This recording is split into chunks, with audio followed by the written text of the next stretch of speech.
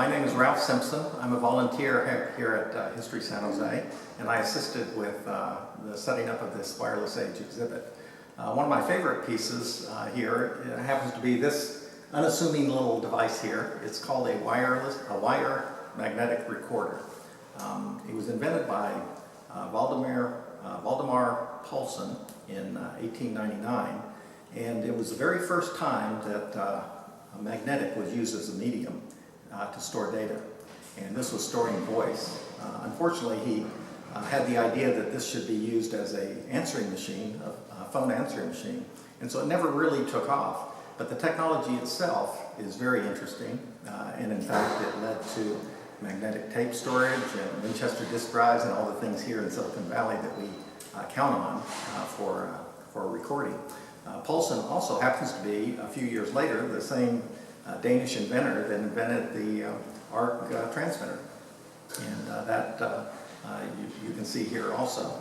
Now, this particular device, besides being the very first use of magnetic recording, by the way, it worked by using piano wire. So there is about over a mile of wire on these take-up reels, and it would spin fairly fast, and it would put a magnetic pulse on that wire, which is recorded and would record a voice.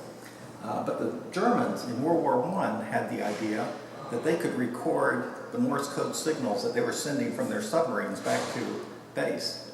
And when they did it that way, then they could send it back to base at a faster speed. And that way, back in those days, we would have listeners listening in for these signals to try to decipher them.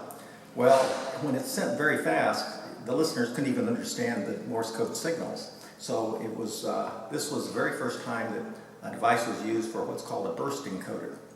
So it would send bursts of information on the radio waves, and by not being able to record it, they also weren't able to determine radio direction finding where this submarine would be in the ocean.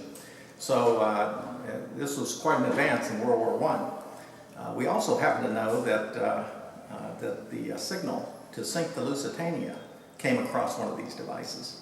So the signal came from Germany to the U-20. U-20 received it, and the message was, "Get Lucy." And with that, they sank the Lusitania, and that turned the fortunes of war in the U.S. against Germany, and later we joined World War I.